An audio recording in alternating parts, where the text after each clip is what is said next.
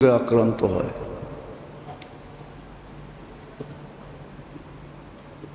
দেহটার আক্রান্ত যেরকম ফুটা ওঠে, মানুষকে ক্লান্ত করে, খুব কম মানুষ পাওয়া যাবে দেহের রোগে, আত্মার রোগে, ভিতরের রোগে আক্রান্ত হলে শরীরে ফুটা ওঠে না, ব্যথিত হয় না, বিদায় সজাগও হয় না। এরকম অনুভূতিওয়ালা মানুষ লাখের ভিতরে একজন পাওয়া যাবে কিনা সন্দেহ। যেমন একটা উদাহরণ দিলে দেখা যাবে, মসজিদ বড় মুসল্লি থাকবে, এক হাদিসে আছে মসজিদ বড় মুসল্লি থাকবে, খচ মসজিদ বড় মুসল্লি, কিন্তু খুজুওয়ালা একজনও থাকবে না। নামাজ যে খুজুর সাথে পড়া,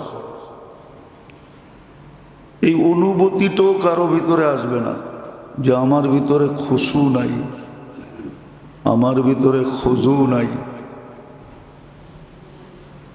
একাগ্র চিত্ততা নাই আমার ভিতরে, এই অনুভূতিটাও আসবে না। কেননা এটা দেহের ভিতরে কোনো প্রভাব ফেলে না, তো এই জন্য দেহের মালিক কোনো সজাগ হয় না।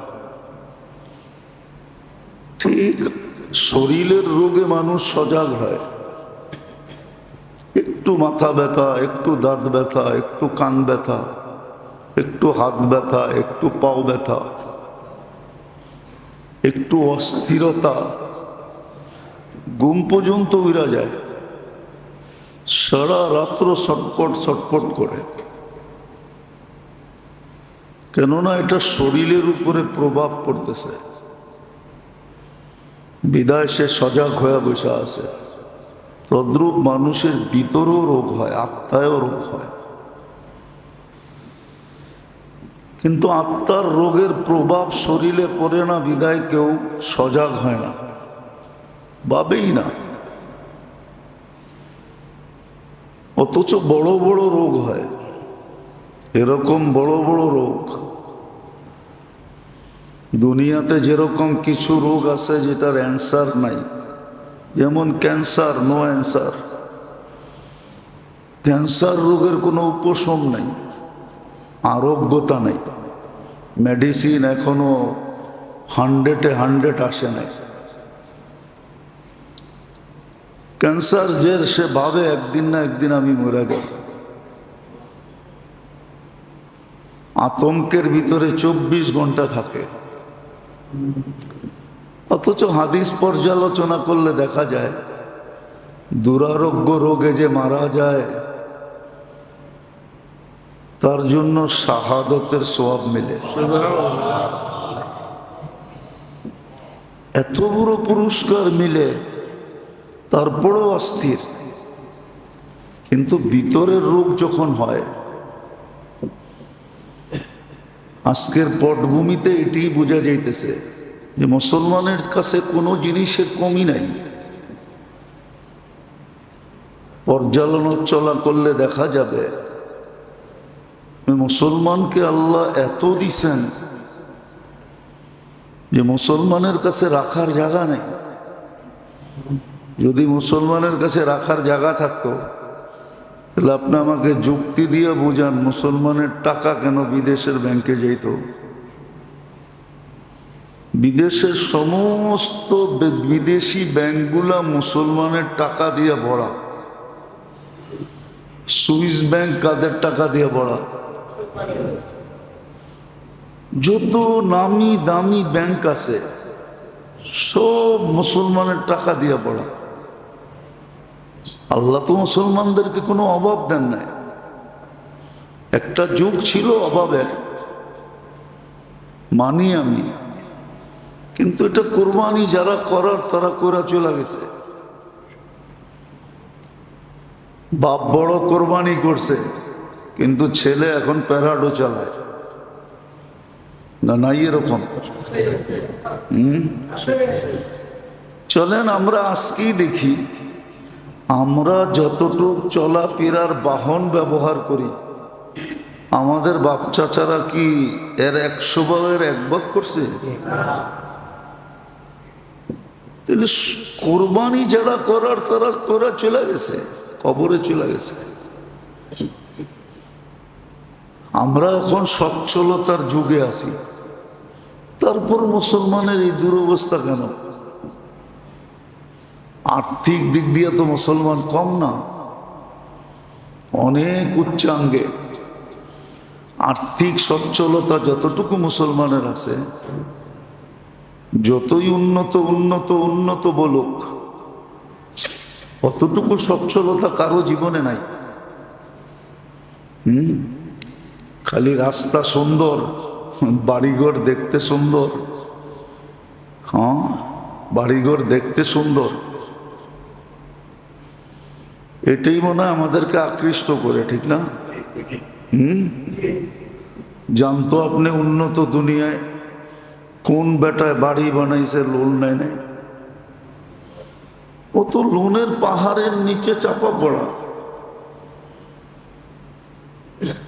লোনের পাহাড়ের নিচে চাপা পড়ে আছে। যা কামায় সিংহবাগ। আমাদের দেশের তো নিম্নমানের চাকরিজীবীও মাসের শেষে টাকাটা নিজের হাতে গুনতে পারে। কম হোক বেশি হোক, এটা গণাও একটা কি আনন্দ, ঠিক না? জান না উন্নত দুনিয়ায় কেউ টাকা গুনতে পারে কিনা? যান ঘুরে দেখা আসেন। ও টাকা তো ব্যাংকের অ্যাকাউন্টে যায়, যে যে পাওনাদার তার কাছে অটোমেটিক চলে যায়। সে তো কোনোদিন টাকা গয়নাও দেখতে পারে না। আপনি তো 5,000 টাকা গয়না দেখতে পারেন যে 5,000 টাকা পাইলাম। টাকা গণারও একটা স্বাদ আছে, নোট চোখে দেখাও একটা স্বাদ আছে। ওরা তো কোনোদিন স্বাদ দেখে না। জিজ্ঞাসা করেন কারো আত্মীয় স্বজন বিদেশে থাকলে, উন্নত দেশে থাকলে, উন্নত আমেরিকা, কানাডা, অস্ট্রেলিয়া, ইউরোপ, জিজ্ঞাসা করেন ওকে, ও গয়না দেখতে পারে কিনা। তো যেটা বুঝাইতেছিলাম, আজকে মুসলমানের এই দুরবস্থা কেন? শরীরের রোগ নিয়ে সবাই সজাগ, কিন্তু ভিতরে যে আক্রান্ত, এটা নিয়ে কেউ সজাগ না। আর সজাগ না হওয়ার কারণও বলছি, কেননা আত্মার রোগের প্রভাব শরীরে পড়ে না, শরীর দিয়ে ফুটা ওঠে না, শরীরকে ভেদ করে না। হ্যাঁ, দেহের রোগ শরীরের উপরে আক্রান্ত হয়, শরীরকে ভেদ করে, শরীরের উপরে প্রভাব পড়ে। এই জন্য হইতে দেরি, চিৎকার দিতে দেরি করে না। আক্রান্ত হইতে দেরি, চিৎকার দিয়ে আন্দার করতে দেরি করে না। কিন্তু ওই লোকটাই দেখা যাবে আত্মায় আক্রান্ত। শরীরের রোগ তো হাজারো আছে, আগেও বলছি এখনো বলতেছি। হাজারো রোগ আছে, হাজারো না। মুসলমানের মাথা ব্যথায় যেই সোয়াব পায়, মাথা ব্যথায়, মাথায় যখন ব্যথা হয় আর ওটার উপরে সবর করে আল্লাহ আল্লাহ করে যে সোয়াব পায়, ওই সোয়াব ধরার মতো এই সৌরজগতে জায়গা নাই। হ্যাঁ, সত্য নাই, এই সৌর জগতের ভিতরে জায়গা নেই। কিন্তু তারপরও তো অস্থিরতার কমি নাই। কিন্তু আত্মা যে রোগে আক্রান্ত,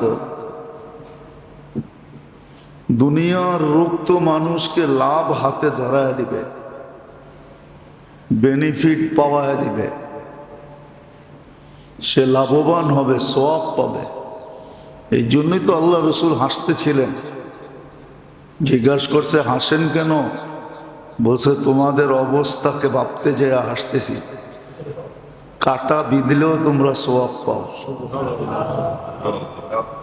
কাঁটা বিঁধলেও সওয়াব মেলে। কিন্তু আত্মার রোগে যে আমরা আক্রান্ত, যার কারণেই মুসলমানের এই দুরবস্থা। যে যতই যুক্তি দেখ না কেন, যে যতই যুক্তি দেখ না কেন, যে মুসলমানের কাছে এটা নাই, সেটা নাই, এই নাই, সেই নাই। আমাদের সমাজে একটা কথা মাঝে মাঝে পত্রিকায় লেখে, মিডিয়ায় বলে যে প্রকৃতির সামনে সবাই ধরাশায়ী। বোঝেন? বাংলা বুঝছেন? প্রাকৃতিক দুর্যোগের সামনে সবাই কি, যত বড় শক্তি হোক। আচ্ছা, প্রাকৃতি জিনিসটা কি বলেন তো?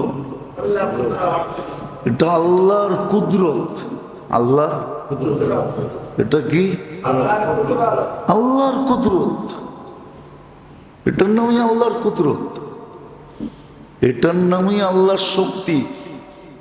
যে সাইক্লোন আসতেছে ধায়া, কিন্তু তীর কামান সবই আছে, কিন্তু কারো কাছে করার কোনো ক্ষমতা নেই। সব বেবস হয়ে বসে আছে, ঠিক না? এটাকে প্রাকৃতি বলে, কিন্তু প্রাকৃতি আসলে হলো আল্লাহর শক্তি এবং আল্লাহর কুদরত। আচ্ছা, মাইনা নিলাম এই প্রাকৃতি আমাদের পক্ষে যদি হয়ে যায়, তাহলে আপনার আর কোন অস্ত্রের দরকার বলেন? প্রাকৃতি যদি আপনার পক্ষে হয়ে যায়, আপনার বিরুদ্ধে না যায়, পক্ষে যায়, তাহলে আর কি লাগবে আপনার বলেন? আল্লাহ তো এটাই বলছিল যে আমি তো তোমাদের পক্ষে। মোমেন মুসলমানের পক্ষে আল্লাহ, বিরুদ্ধে না। হ্যাঁ, আমরা বিরুদ্ধে নিয়ে গেছি আমাদের আত্মার রোগের কারণে, কর্মের কারণে আমরা বিরুদ্ধে নিয়ে গেছি, বিরুদ্ধে নিয়ে গেছি। যেমন প্রমাণ দিছেন বাবার বিষয়, কিন্তু আবু দারদা রাদিয়াল্লাহু তাআলা আনহু তিন ব্যক্তিকে বলে দিছে আমার বাড়ি জ্বলে নাই, অথচ তিন ব্যক্তি এসে একই কথা বলছে তোমার বাড়ি জ্বলে গেছে। কেননা পুরো বস্তি যখন জ্বলে গেছে তো তোমার বাড়ি থাকে কি করে? তোমার বাড়িটাও তো আমাদের বস্তির ভিতরই। কিন্তু চতুর্থ তিনি তিনবারই বলছে আমারটা জ্বলে না। যখন জ্বলা শেষ, ধোঁয়া সব চলে গেছে, এলাকা পরিষ্কার হয়ে গেছে, তখন দেখছে পুরো বস্তির ভিতরে ওনার বাড়িটাই দাঁড়ায় আছে। তো চতুর্থ ব্যক্তি জিজ্ঞাসা করছে তুমি এত দৃঢ়তার সাথে কি করে বললা যে তোমার বাড়িটা জ্বলে নাই? বলছে আমি তো দোয়া পড়া বাহির হয়েছি, দোয়ার সাথে তো আল্লাহর রসুলের অঙ্গীকার ছিল। আমি তোমাদের চোখের দেখাকে মিথ্যা বলতে পারি, তোমাদের দেখাকে মিথ্যা বলা কোনো অসুবিধা নেই, কোনো সমস্যা নেই। তোমরা ভুলও দেখতে পারো, চক্ষু মাঝে মাঝে মানুষকে ভুলও দেখায়, চক্ষু মাঝে মাঝে মানুষকে ভুলও দেখায়, কান মাঝে মাঝে মানুষকে ভুলও শোনায়, জবান মানুষকে মাঝে মাঝে ভুলও বলায়, হাত মানুষের হাত মাঝে মাঝে ভুলও ধরায়, পাও মাঝে মাঝে ভুল দিকেও চালায়, ব্রেন মাঝে মাঝে ভুল জিনিসও চিন্তা করে। সবগুলোর ভিতরে ভুলের সংমিশ্রণ আছে। কিন্তু আল্লাহ আল্লাহ রসুলের কথার সাথে তো ভুলে কোনো সংমিশ্রণ নাই। উনি তো বলছেন এই দোয়া যে সকালবেলা পড়বে সন্ধ্যা পর্যন্ত হঠাৎ বিপদ এখানে আসতেই পারে না। আর আগুন লাগাটা তো হঠাৎ বিপদ ছিল। তা আমি তোমাদের কথা বিশ্বাস করি তো করি কি করে? আল্লাহ যদি প্রমাণ না দিতেন তাইলে না কথা ছিল। প্রমাণ তো আছে, হাজারো প্রমাণ রাখা আছে। তো যেটা বুঝাইতেছিলাম, দেহের অসুস্থতা আমাদেরকে অস্থির করে ফেলে, কিন্তু আমরা যে বিতর্কতভাবে আত্মাগতভাবে অসুস্থ, যেটার কারণেই মুসলমান আজকে এত পিছে, সব থাকা সত্ত্বেও পিছে। আল্লাহ পক্ষে আল্লাহ অঙ্গীকার দেওয়া সত্ত্বেও পিছে, নাইলে মুসলমানের এই দুরবস্থা হবে কেন? যেই দুরবস্থার চিত্র আজকে আমাদের সামনে ফুটে উঠতেছে, যেই দুরবস্থার চিত্র আমাদের সামনে দিন দিন প্রস্ফুটিত হইতেছে। আর এই কথাও সত্য। আমাদের একটা প্রবাদ বাক্য আছে, সোজা আঙ্গুলে ঘি না উঠলে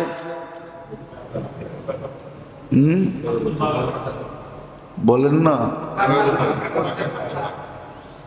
আল্লাহ একটু বলে দিছে, সোজা যদি না চলো তাহলে তোমাদেরকে বেকা আঙ্গুল দিয়া চালাবো। এই প্রবাদ বাক্য আল্লাহ বলছে, শুধু মানুষ বলে নাই যে সোজা আঙ্গুলে গিনা উঠলে বেকা আঙ্গুল দিয়ে উঠাবো। কি মুখে না মানলে হাত দিয়া মানাবো, একটু আল্লাহ বলে দিছে, ইল্লাম ইয়াতুবু ফাআনা তাবিবুহুম। সোজা হয়ে যদি না চললা তা আমি বেকা করব, বেকা করব। কেননা এটার পিছনে একটা কারণ আছে। হ্যাঁ, তোমাদেরকে জন্ম দিছি নিষ্পাপ, অঙ্গীকার বন্ধুর সাথে লজ্জিত করব না। বন্ধুকে কিয়ামতের দিন লজ্জিত করব না। বিদায় বন্ধুর সামনে যাওয়ার আগে যতটুক সম্ভব তোমাদেরকে ওয়াশিং মেশিনে ওয়াশ করব, ওয়াশ করব, ওয়াশ করব তোমাদেরকে। এই জন্য মুসিবত দুই তিন কারণে আসে। একটা তো মুসিবত কারোর উপরে আসে মর্তবা বাড়ানোর জন্য, পদ বাড়ানোর জন্য, পদ বাড়ানোর জন্য মুসিবত আসে। হাদিসে সুস্পষ্ট আছে, মুসিবত সকালে উঠে আল্লাহকে জিজ্ঞাসা করে কোথায় যাব? ইলা আইনা আতাওয়াজ্জাহ, আমি যাব কোন দিকে? তা আল্লাহ বলে ইলা আউলিয়া, আমার বন্ধুদের কাছে যা, আমার আপন মানুষের কাছে যা। তো মুসিবত বলে আলা ইলা আদাইক, আপনার দুশ্মনদের কাছে যাব না? আল্লাহ বলে না। তো মুসিবত হাক্কা বাক্কা খাওয়া যায়, আশ্চর্য হয়ে যায়, এটা আবার কেমন কথা? যাওয়ার তো কথা দুশ্মনের কাছে, পাঠাইতেছে বন্ধুর কাছে। তো মুসিবত জিজ্ঞেস করে কেন? তা আল্লাহ বলে ইন্নী উরিদু আন উআযযিবাহুম, দুশ্মনদেরকে আরো শাস্তি বাড়ায়া দিতে চাইতেছি। এই জন্য তুমি ওদের কাছে গেলে বেনিফিট দিতে হবে, বিদায় বেনিফিট দিতে চাই না, লাভ দিতে চাই না। বলছে বন্ধুদের কাছে কেন যাব? বলে দুই কারণে। ইন্নী উরিদু আন উতাহহিরাহুম, একটা হলো আমি ওদেরকে পবিত্র করতে চাই, এটা হলো প্রথম কারণ। বেকা আঙ্গুল, এটার নামই বেকা আঙ্গুল, আমি ওদেরকে পবিত্র করতে চাই। আচ্ছা বলেন তো সত্য করে, করোনার সময় যতটুকু আল্লাহ আল্লাহ করছেন, বলেন আজকে ওর 100 ভাগের 1 ভাগ করেন? হ্যাঁ না, সবাই মনে হয় মানে নাই। করোনার সময় যতটুকু আল্লাহ আল্লাহ করছেন যেন করোনা না হয়, ঠিক না? দোয়ার ছড়াছড়ি ছিল, প্রত্যেক মসজিদের সামনে করুণার দোয়া লেখা। এখন কোন মসজিদের সামনে করুণার দোয়া লেখা নেই, আছে নাকি? প্রত্যেক বাড়ির গেটে করুণার দোয়া লেখা, এখন কারো গেটে করুণার দোয়া লেখা নেই। অথচ এই দোয়া তো আজীবন পড়ার জন্য দিছিলেন, শুধু করুণা হওয়ার জন্য দিছিলেন নাকি? হ্যাঁ, আল্লাহুম্মা ইন্নী আউযু বিকা মিনাল বারাসি ওয়াল জুযামি ওয়া মিন সাইয়্যিল আসকাম, এটা তো সারা জীবন পড়ার লেগে দিছিলেন যে ডেইলি সকাল বিকাল পড়ো। কিন্তু করোনার সময় যতটুকু আল্লাহ আল্লাহ করছি, আচ্ছা বলেন বিপদে পড়লে যতটুকু আল্লাহকে ডাকে, বিপদ সেরা গেলে এতটুকু ডাকে নাকি? অথচ আল্লাহকে ডাকা তো উচিত ছিল 24 ঘন্টা, ঠিক না? কেন 24 ঘন্টাই তো নেয়ামতের ভিতরে ডুবা আছি। যদি 24 ঘন্টা আমার উপরে নেয়ামত বর্ষিত না হইতো, এই জন্যই তো এক জায়গায় বড় আক্ষেপে বলছেন, শব্দটা আল্লাহর জন্য শোভনীয় না, কিন্তু আমার কাছেও দ্বিতীয় শব্দ নাই, জানা নাই, হয়তো ডিকশনারিতে আছে। আল্লাহ বড় আক্ষেপের সাথে বলা যেতে পারে, বড় ব্যথা নিয়া, বড় দুঃখ নিয়া, যদি এগুলো আল্লাহর জন্য একটা শব্দ শোভনীয় না, বড় আশ্চর্যান্বিতার সাথে আল্লাহ বলতেছেন রহমতি ইলাইকা নাজিল, 24 ঘন্টা আমার রহমত তোর উপরে বর্ষিত হইতে থাকে। ও মাসিয়াতুকা ইলাইয়া সাঈদ, আর 24 ঘন্টা তুই আমার দিকে নাফরমানি পাঠাইতে থাকিস। তারপরে আল্লাহ জিজ্ঞাসা করছে, বল তোর বিবেক কি বলে, এটা কি ঠিক? আমি 24 ঘন্টা রহমত পাঠাই। 24 ঘন্টা আল্লাহ আল্লাহ বলার অভ্যাস করা দরকার ছিল। উঠতে আল্লাহ, বসতে আল্লাহ, খাইতে আল্লাহ, লইতে আল্লাহ, চলতে আল্লাহ, ঘুমাইতে আল্লাহ, উঠা আল্লাহ, সব জায়গায় আল্লাহ আল্লাহ বলা দরকার ছিল। কেননা 24 ঘন্টা রহমত নাযিল হইতেছে, নাহলে আপনি সুস্থ বসে আছেন কি করে? আরে সুস্থ আপনি বসে আছেন কি করে? হাজারো জিনিস শরীরের ভিতরে দেখানো যায়, একটু বাইরে গেলে মাথা নষ্ট, একটু কইমা গেল মাথা নষ্ট। মনে করেন যাদের ডায়াবেটিসের রোগী, ওদের সুগার বাড়লেও মাথা নষ্ট, কমে গেল। আপনি যে বাড়েও না কমেও না, এই মেশিনটা আপনার শরীরে কোন জায়গায় ফিট করা? এই মেশিনটা যদি বিজ্ঞান বানাইতে পারতো, তাহলে তো আমার শরীরও ফিট করে দিত নতুন একটা। বলবো আল্লাহর দেওয়াটা অকেজো হয়ে গেছে, অকেজো হয়ে গেছে দিত, সুগার কন্ট্রোল নাই। আপনারটা যে কন্ট্রোলে আছে, এই মেশিনটা কোন জায়গায় ফিট করা? ডাক্তারদেরকে জিজ্ঞাসা করেন তো, যে এই মেশিনটা কোন জায়গায় ফিট করা? হাড্ডির কোন জয়েন্টের কোন পয়েন্টে ফিট করা? হাড্ডির কোন জায়গায় ফিট করা? রগের কোন রগের ভিতরে ফিট করা? বলুক ডাক্তারি দুনিয়া, বলুক আমাকে কোন জায়গায় ফিট করছে। হ্যাঁ হ্যাঁ, আপনার ভিতরে একটা সিস্টেম আছে, বুঝবেন কিনা জানি না, তারপরও বুঝাইতেছি। আমাদের ভিতরে রক্তের দুইটা সেল আছে, একটা হলো হোয়াইট সেল আর একটা হলো রেড সেল। হোয়াইট সেল যখন কমতে থাকে আর রেড সেল লালটা যখন বাড়তে থাকে, তখনই ডাক্তাররা ধরে নেয় বন মেরু করে। বন মেরু, এই টেস্টের নাম হলো বন মেরু, যে এর ব্লাড ক্যান্সার হলো কিনা। যখন দেখবে প্লাটলেট কমে গেছে, হোয়াইট সেল কমে গেছে, কমতেছে, দ্রুত কমে গেছে। 1.5 লক্ষ সবচেয়ে নিচে, উপরে 4.5 লক্ষ পর্যন্ত হতে পারে। 1.5 লক্ষের নিচে যখন চলে যায় তখনই ডাক্তারের ভিতরে চিন করে ওঠে, রুগীর কানে কানে বলে, অভিভাবকের কানে কানে বলে, রুগীর কানে কানে না। সন্দেহ লাগে কোনো ব্লাড ক্যান্সার হলো কিনা।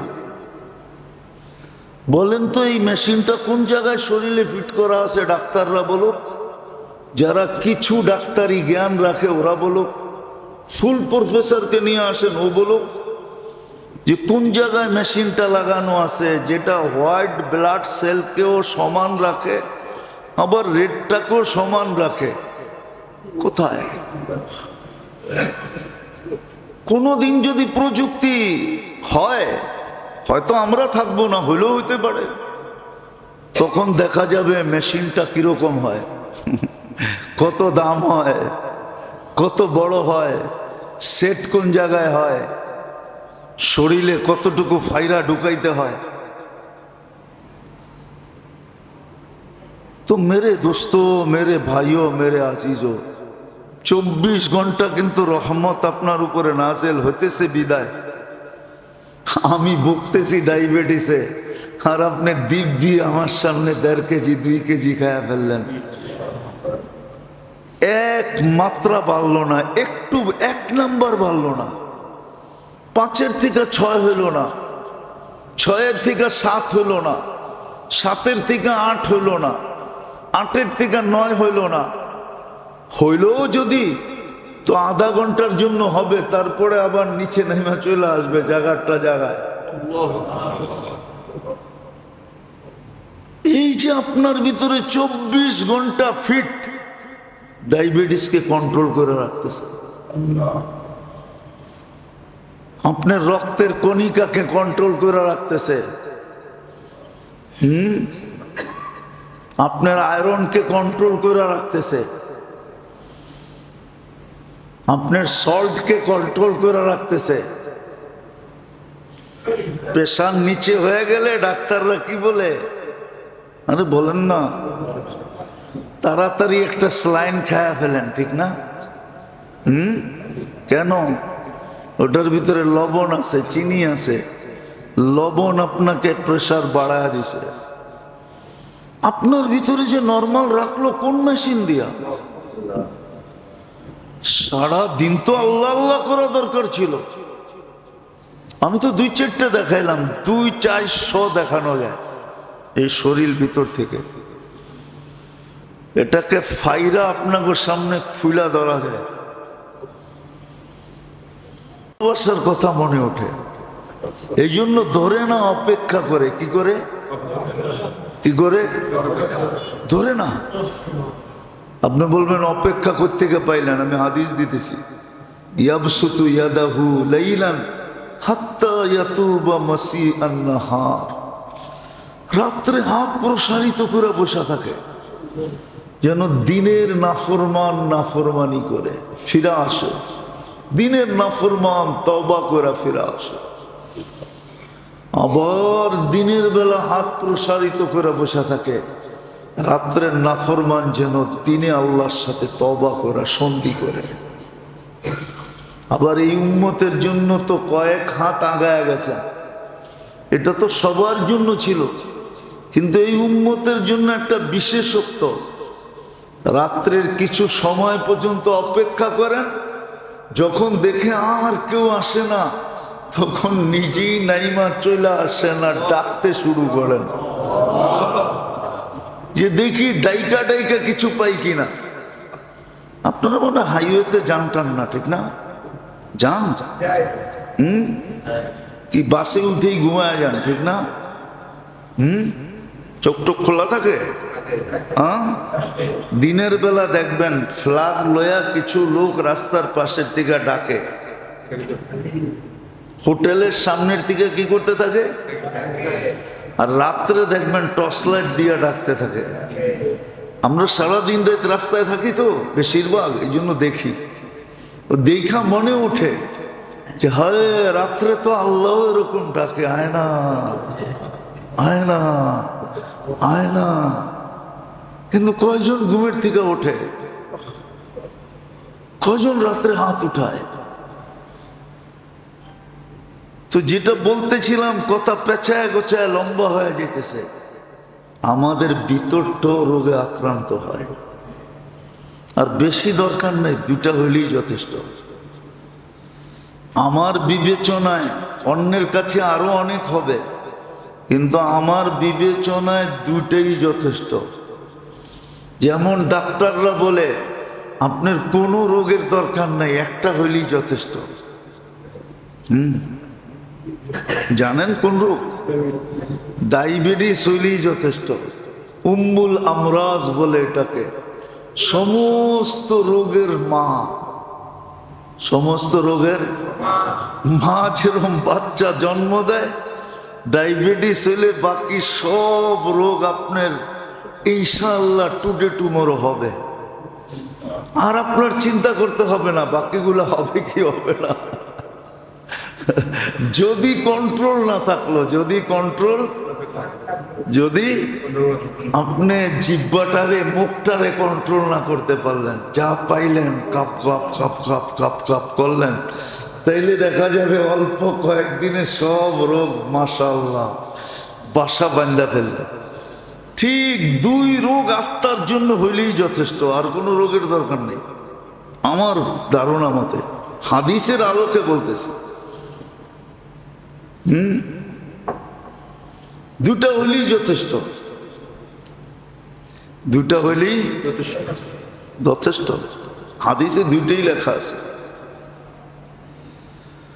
হায় হায়, আল্লাহ যদি করতো এরকম, আমরা সবাই জানতাম, আমরা সবাই শিখতাম।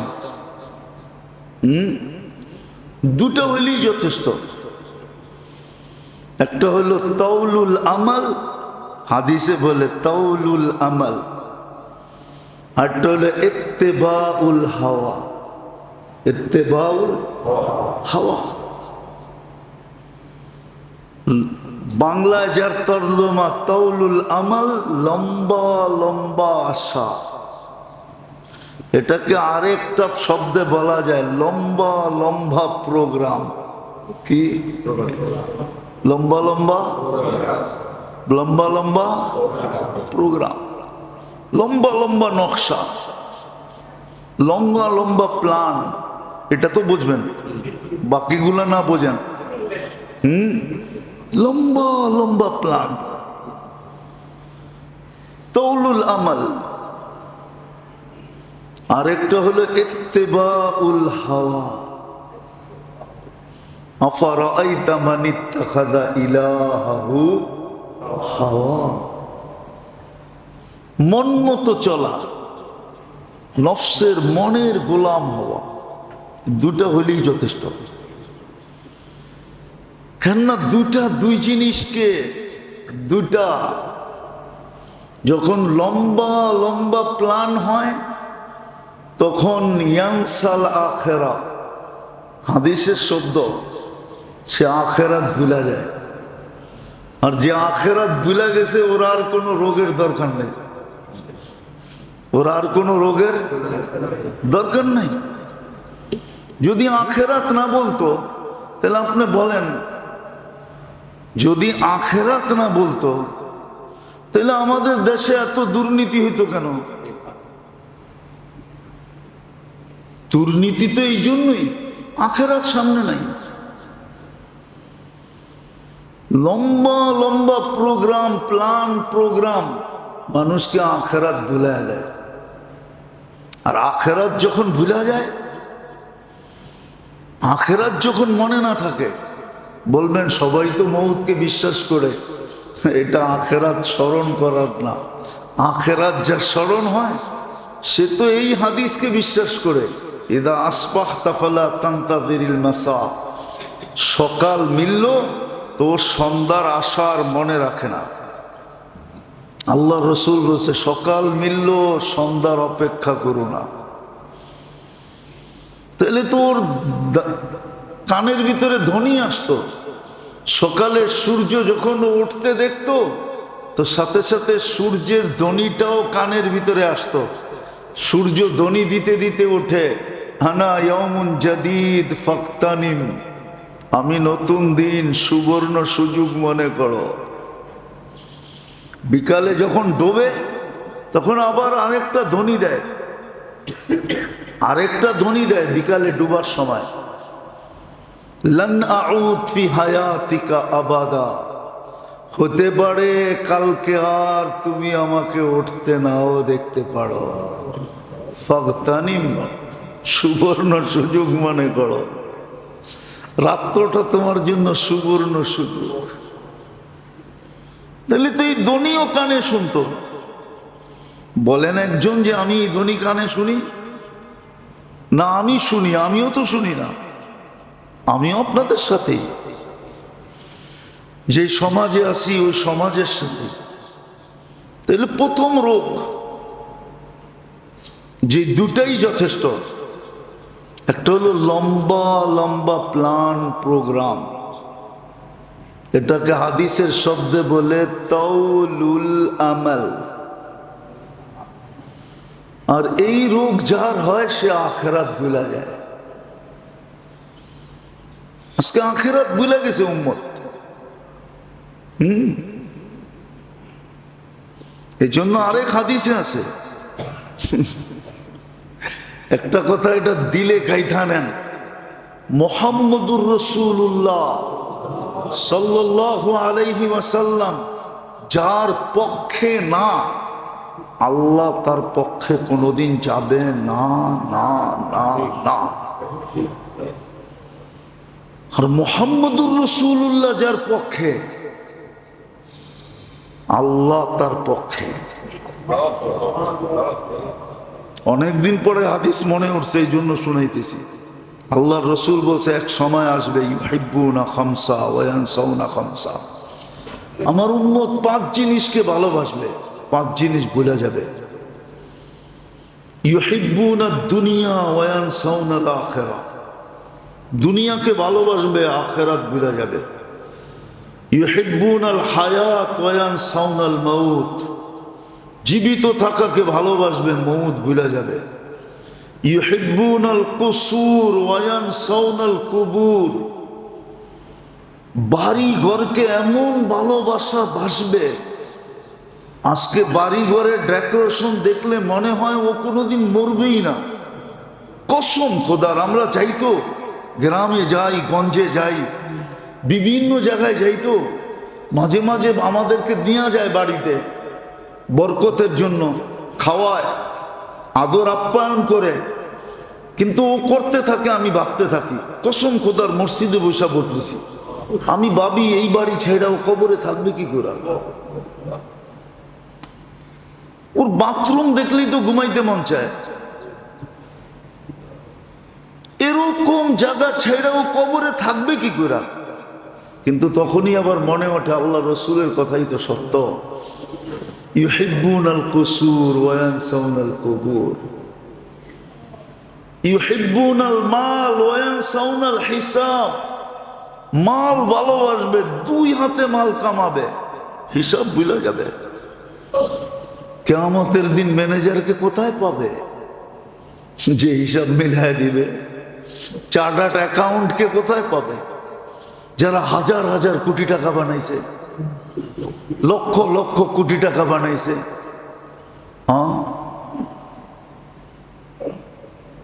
হায়, বলতে গেলে তো আবার দাগ লেগে যাবে।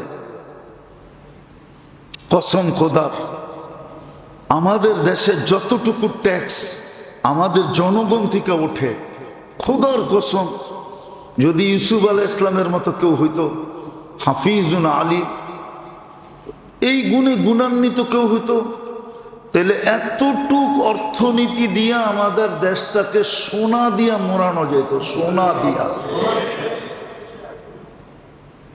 সোনা দিয়া মোড়ানো যেত, সোনা দিয়া।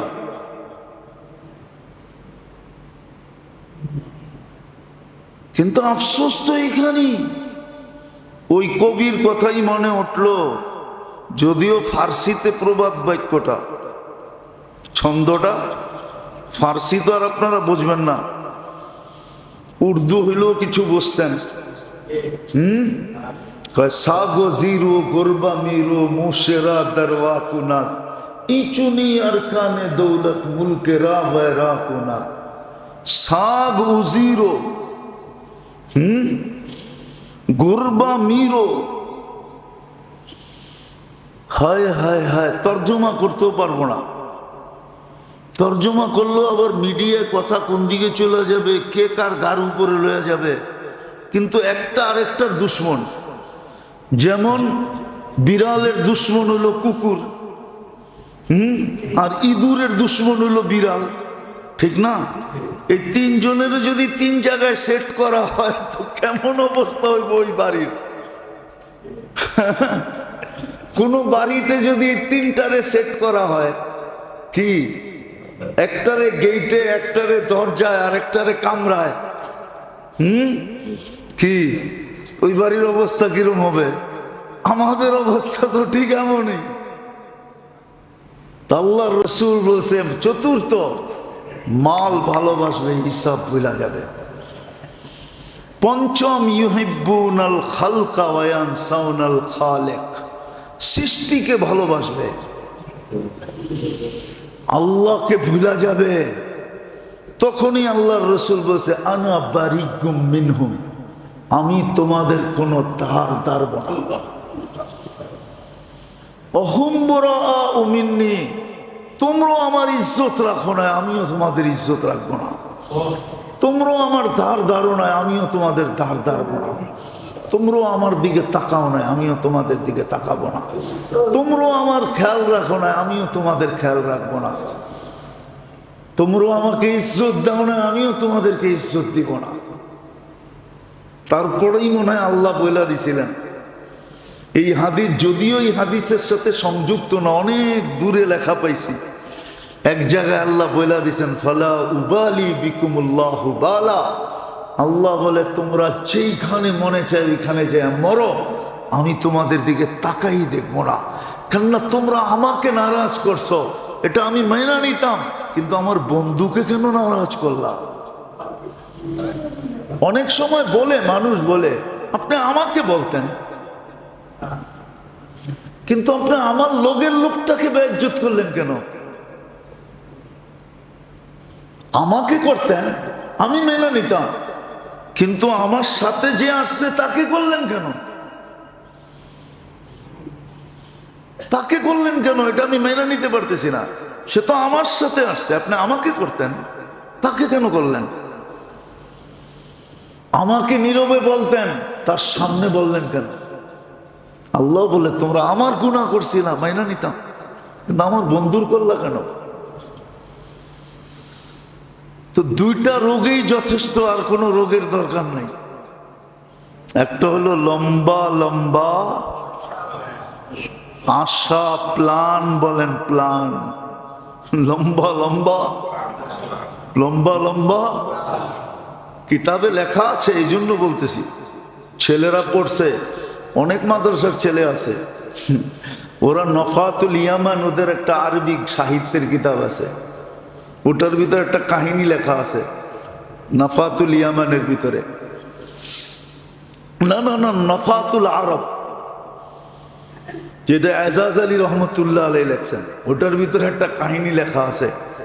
বাগদাদে একবার প্রসিদ্ধ হয়ে গেছে আজরাইল মরে গেছে।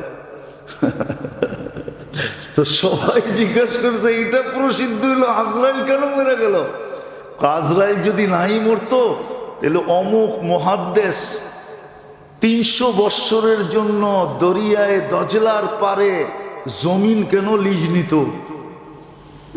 এত বড় মুহাদ্দিস জমিন লিজ নিছে কত বৎসর? তাইলে উনি জানছে আজরাইল মরে গেছে, আর মৌত আসবে না, বিদায় 300 বৎসরের জন্য লিজ নিছে।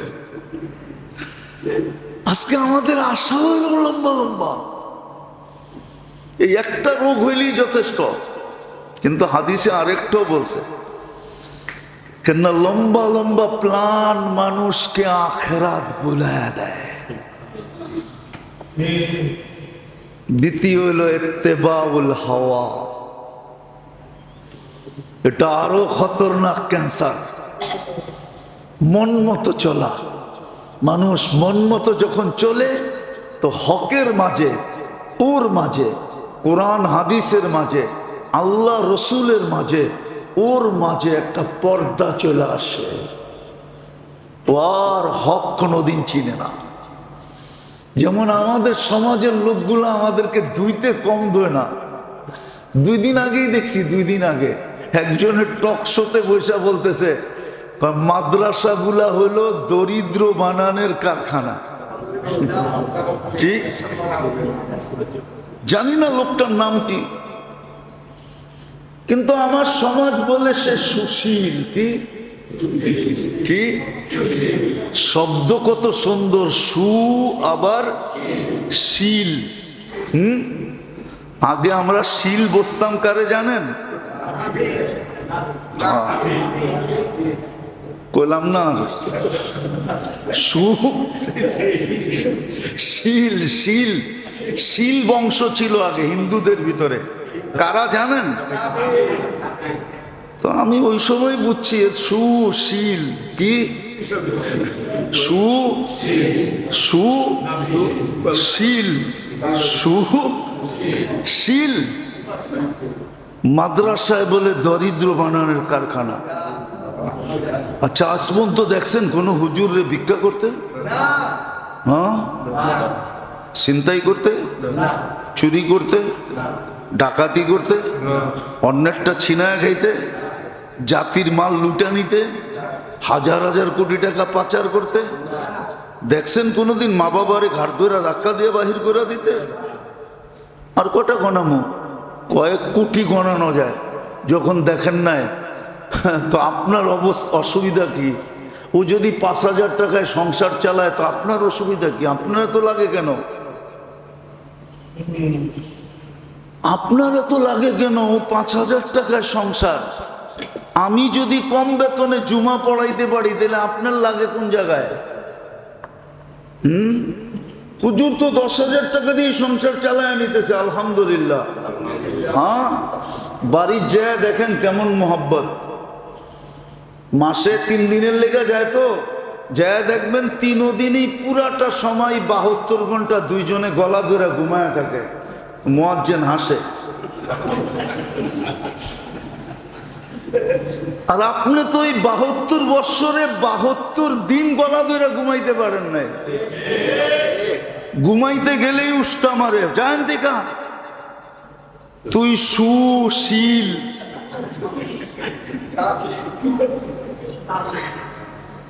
আমি কম বেতনে যত মজা করে ঘুমাই, আপনি তো এত বড় গাড়ি হাঁকান, এত সুশীল, আপনি তো ঘুমাইতে পারেন না এত মজা করে। এটা তো বোঝাই যায়। মারা গেছে এই জন্য বলতেছি, 2 জনই মারা গেছে, একজন এখনো জীবিত আছে। মৌলানা আব্দুল গাফফার সাহেবকে চিনতেন? মৌলানা আব্দুল গাফফার লালবাগের ছিলেন, কালো করে লম্বা। আপনারা এখনকার আব্দুল গাফফারের কথা মনে করেন না। ফরিদপুরের একজন আছে পীর সাহেব, মৌলানা আব্দুল গাফফার সাহেব, উনি না, আদি যুগের সোনারগাঁও অরিজিনাল বাড়ি ছিল, কিন্তু থাকতেন লালবাগে। ইয়া লম্বা, এই শরীর, বয়ান সেমন ছিল। ওই যুগে ওনার বয়ানই ছিল, কয়েকজনের বয়ান ছিল মাত্র ওই যুগে, এত বক্তা ছিল না। আমিনুল ইসলাম সাহেব ছিলেন, আব্দুল গাফফার সাহেব ছিলেন, হাবিবুল্লাহ মেসবা ছিলেন, হ্যাঁ, আর এই দিকে যুক্তিবাদী ছিলেন। এরকম কয়েকজন ছিলেন, আর ছিলেন না। তো উনি কারণ বাজার বয়ান করতেছে, আমগো এরশাদ সাহেব প্রেসিডেন্ট পাশে বসা, তো বলতেছে এরশাদ সাহেবকে বলতেছে, বলে আমাদের দেশের রাষ্ট্রপতিকে আমি জিজ্ঞাসা করতে চাই যে বউ যখন নতুন বউ আমাদের দেশে বাসর রাত্রে স্বামী দেখতে যায় তো শালা শালিরা মধ্যখানে পর্দা ধরে, টাকা না দিলে চেহারা দেখতে দেয় না। আপনিও মনে হয় এইভাবেই দেখছিলেন, কিন্তু আজকে কেন আপনি ছেড়া দিলেন আপনার স্ত্রীকে রাস্তাঘাটে যে মানুষ টাকা ছাড়াই দেখে? কেমন কথা!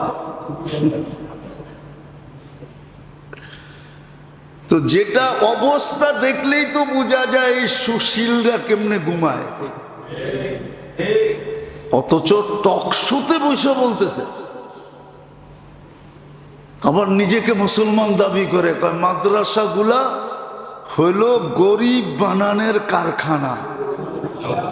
আবার বলতেছে এক এক গলিতে কত মাদ্রাসা দেখেন, সব গরিব বানাইতেছে। কি হ্যাঁ, সব গরিব বানাইতেছে। আর স্কুল কলেজ হলো কি বানানোর? হ্যাঁ, বড় লোক কিভাবে হয় এটাও আমরা জানি। আমরা কিছু ইতিহাসও জানি। আমরা আমাদের গ্রামে একটা প্রবাদ বাক্য আছে, জানি না বললে ঠিক হবে কিনা, আবার মিডিয়ায় চলে যাবে। আর আপনারা তো বলবেন না, বলেন পরে তো পাটনা আমাকেও খাইতে হবে।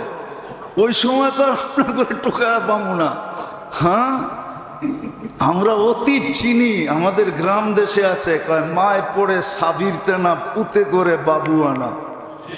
এটা দক্ষিণ অঞ্চলের কথা, আপনারা বুঝবেন কিনা জানি না। অতীত খুঁজলে দেখা যাবে কার ছেলে না কার ছেলে। এখন বড় সুশীল হয়ে গেছে, বড় উপদেষ্টা হয়ে গেছে, বড় শিক্ষিত দীক্ষিত হয়ে গেছে। নিজেকে টকশোতে বসে এমন এমন কথা বলে, হায় আমি মাঝে মাঝে ভাবি আল্লাহ আল্লাহ আল্লাহ আল্লাহ আল্লাহ। এত ধৈর্য ধরা তো ঠিক ছিল না।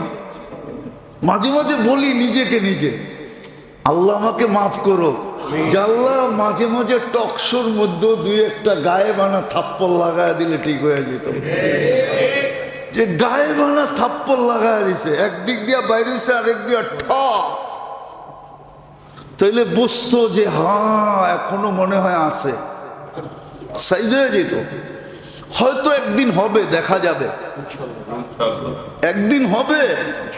টকশোতে বৈশা টক করতে থাকবে, আর একদিক দিয়ে ঠা করে মেরা দিবে গালের ভিতরে, যে বাকশক্তি আমার বিরুদ্ধে। হইতে পারে একদিন ওই দৃশ্য আমি হয়তো নাও দেখতে পারি, কিন্তু হইতে পারে, হইতে পারে। আল্লাহ কইরা দেখাইছেন। তো যেটা বলতেছিলাম, যে দুটা রোগ হইলেই যথেষ্ট। একটা লম্বা লম্বা প্ল্যান, আর একটা হলো ইত্তেবাউল হাওয়া, মন মতো চলা, যেটা মানুষকে সত্য ভুলায় দেয়, হক ভুলায় দেয়, কোরআন ভুলায় দেয়, হাদিস ভুলায় দেয়, আল্লাহ ভুলায় দেয়, রসুল ভুলায় দেয়, শরীয়ত ভুলায় দেয়, ধর্ম ভুলায় দেয়, ধর্ম পর্যন্ত ভুলা যায়। এটা হলো মন মতো চলা। বাকি যদি জিন্দেগি থাকে, সামনে বলা হবে। আল্লাহ আমাদেরকে আজকে এই পর্যন্তই, যদি থাইকা থাকে এই রোগ, থাকুক আর না থাকুক, নাম দৌড়া ইস্তেগফার পড়ি, যে আল্লাহ এই দুই রোগের থেকে আমাকে আপনি বাঁচান। আল্লাহর কাছে দোয়া করি, ইস্তেগফার করি, আল্লাহর কাছে চাই, আল্লাহ আমাদেরকে আমল করার তৌফিক দান করেন।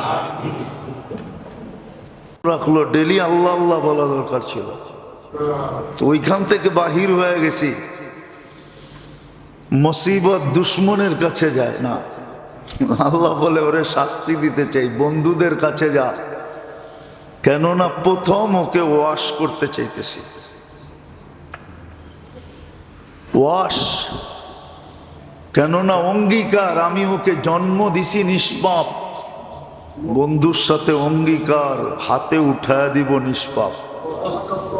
বন্ধু যেন লজ্জিত না হয়, এই জন্যই তো। তারপরও একটা পর্ব থেকে যাবে। হাদিসে আছে আল্লাহ রসুল কিয়ামতের দিন বলবেন, আমার উম্মতের হিসাব আমাকে নিতে দেন। তা আল্লাহ বলবে কেন? বসে সমগ্র মানব জাতির সামনে নিবেন, যদি বুলতু রুটি জেনা ফেলে আমার উম্মতের। ছেলের বদনাম হইলে তো বাপেরও হয়, ঠিক না? উম্মতের বদনাম হইলে তো নবীরও হবে, ঠিক না? হ্যাঁ, উম্মত জেনা, বন্য উম্মতরা জেনা ফেলবে, আমি লজ্জিত হয়ে যাব। তা আল্লাহ হাসবে আর বলবে, বন্ধু আপনাকে যদি নিতে দিলাম আর আপনি যদি উম্মতের বড় বড় গুনাহ দেখলেন, বড় বড় দোষ আপনি যদি দেখলেন, তখনও তো আপনার মনে একটু না একটু হলেও আঘাত লাগবে না? লাগবে না? বলছে এটা তো স্বাভাবিক।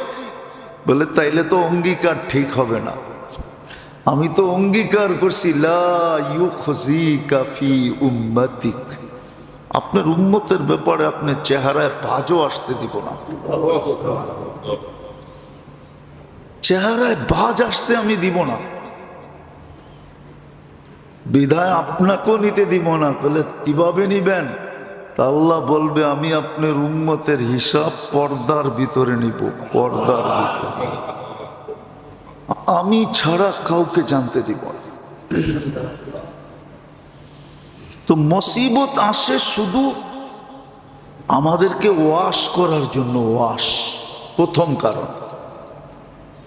দ্বিতীয় কারণ হলো লিউরফিয়া দারাজাতাহু, এই উম্মতের পজিশন বাড়ানোর জন্য। যেমন আরেক হাদিসে আছে, আমরা আজকে অভিযোগ করি এত দোয়া কবুল হয় না কেন? এত দোয়া কবুল হয় না কেন? এত দোয়া কি আঙ্গুল দিয়ে দেখায় দিতে হবে? এত দোয়া কবুল হয় না কেন? তো যখন মুসলমান দোয়া করে, আল্লাহ ওয়ালারা দোয়া করে, তো জিবরিল আলাইহিস সালাম দৌড়ায় আয়েশা বলে আল্লাহ আপনার প্রিয় পাত্র চাইতেছে, দিয়া দিমু? তা আল্লাহ বলে দিও না, আল্লাহ আপনার বন্ধু তো। তা আল্লাহ বলে ইন্নী উরিদু আন আসমা সাউতাহু, ওর জ্ঞান জ্ঞান ভাল লাগে। জ্ঞান জ্ঞান বোঝেন কি? বারবার চাওয়াটা, ইন্নী উরিদু আন আসমা সাউতাহু, ওর আওয়াজ ভাল লাগে। দিলেই তো বন্ধ হয়ে যাবে, আবার কবে না কবে আওয়াজ বের করে, ঠিক না? এই জন্য দিও না। অথচ আজকের পেটভূমি দেখলে দেখা যায় আল্লাহ যেন বিপক্ষে চলে গেছে, ঠিক না? কি কি আল্লাহ মনে হয় বিরোধী শিবিরে চলে গেছে, ঠিক না? আল্লাহ আমাকে মাফ করে দেখ, মনে হয় বোঝেন না, ঠিক না? কি বোঝেন? অনেক কিছু উচ্চারণ করা যায় না, উচ্চারণ করতে গেলে ওকে মিডিয়া বন্ধ হয়ে যাবে। আল্লাহ মনে হয় বিরুদ্ধ শিবিরে চলে গেছে, ঠিক না? কি যেইভাবে মাটির সাথে মিশায় দিতেছে, আল্লাহ কিচ্ছুই বলে না, ঠিক না? ৮০,০০০ মরে গেল তারপরও কিচ্ছু বলে না, ঠিক না? আল্লাহ মনে হয় কি বিরোধী শিবিরে? না না না না, আল্লাহ বলে অনেক দিন ধরে ডাকে না, এখন ডাকতে থাকো। আর দুশ্মন যখন চায় তো জিবরিল আলাইহিস সালামকে আল্লাহ ডাইকা বলে চাইতেছে তাড়াতাড়ি দিয়া দাও। আল্লাহ আপনার দুশ্মন তো, ইন্নী লা উরিদু আন আসমা সাউতাহু, ওর আওয়াজ ভাল লাগে না, দিয়া বন্ধ করো, দিয়া বন্ধ করো। তো যেটা বুঝাইতেছিলাম যে আজকে শারীরিক রোগে তো আমরা বড় ব্যথিত হই, বড় সজাগ, বড় ছটপট করি, বড় ব্যতিব্যস্ত হই, বড় সোচ্চার হই, বড় ছুটাছুটি করি। কেননা শারীরিক রোগের প্রভাব শরীরে পড়ে, বিদায় আমি ছুটতে বাধ্য। কিন্তু শারীরিক রোগের চেয়েও বড় রোগ মানুষের ভিতরে হয়, ভিতরে আত্মা হয়, আত্মা। বেশির প্রয়োজন হয় না, দুটা হইলেই যথেষ্ট। কয়টা? হাদিসের আলোকে বোঝা যায় হাজারো রোগ আছে, কিন্তু আমার রিচার্জ মতে বেশি লাগে না, দুটা হইলেই হয়, দুটেই যথেষ্ট। দুটাই যথেষ্ট, যেটা হাদিসের ভিতরে, এই দুটাই যথেষ্ট, আর কিচ্ছু লাগে না। যেমন ইমাম শাফি রহমতুল্লাহ আলাইহি বলছিলেন যে 30 পারা কোরআন দরকার ছিল না, সূরা আসর যথেষ্ট। ওয়াল আসরে যদি আল্লাহ নাজিল করতেন তাহলেই যথেষ্ট ছিল। মানুষের জীবনের উদ্দেশ্য বুঝানোর জন্য যথেষ্ট ছিল, 30 পারা কোরআনের দরকার ছিল না। কিন্তু আল্লাহ খুলা খুলা খুলা খুলা বুঝাইছেন। আর এটারও একটা কারণ আছে, যেইখানে লাগে বেশি ওর সাথে মায়া বসে বেশি। যেইখানে লাগে বেশি, বোঝেন, যেইখানে ব্যয় হয় বেশি। ব্যবসায়ী প্রতিষ্ঠানের সাথে এত ভালোবাসা কেন জানেন? কেন আপনার এত ভালোবাসা কেন? আরে বলেন না। আপনার টাকাও লাগছে, আবার 24 ঘন্টার সিংহভাগ সময়ও লাগতেছে, আবার জানও লাগতেছে, ঠিক না? কি কর্মচারী আসে নাই এখনো, কিন্তু ঢাকা সচ্ছল হয় নাই, এখনো ঢাকা সচ্ছল হয় নাই। কর্মচারী কিন্তু এখনো আসে নাই। বহুত প্রতিষ্ঠান আছে, কর্মচারী এখনো আসে নাই, কিন্তু মালিক ডেলি যায় খোলে। কর্মচারী এখনো কিন্তু আসে নাই। আপনি কলকারখানায় দেখেন, দোকানপাটে দেখেন, এখনো কর্মচারী আসে নাই, পরিপূর্ণ কারিগর আসে নাই এখনো, কারিগররা এখনো আসে নাই, কিন্তু মালিক ডেলি খুলে বসে আছে। এত মায়া কেন? টাকা লাগছে, ঠিক না? যেখানে লাগে বেশি ওইখানে মায়া, এটার উপরও আল্লাহ লাগছে বেশি, এই জন্য আল্লাহর মায়া বেশি। আপনার আমার দেহটার উপরে আল্লাহ লাগছে বেশি, কসম খোদার। আপনার ব্রেনটার মতো একটা ব্রেন আল্লাহ সৃষ্টির ভিতরে কাউকে দেয় নাই। যদিও বড় মজা করে আপনি খাসির মগজ খান, গরুর মগজ খান, মাছের মাথা খান, এই মাথাটার মতো একটা মাথাও দেয় না, এই ব্রেনটার মতো একটা ব্রেনও দেয় না। না কোনো ফেরেশতাকে দিছে, না কোনো সৃষ্টিকে দিছে, কাউকে দেয় না এই ব্রেনটার মতো ব্রেন। এই ব্রেনটার মতো ব্রেন কাউকে দেয় না, এটার ভিতরে লাগছে বেশি। এই জন্য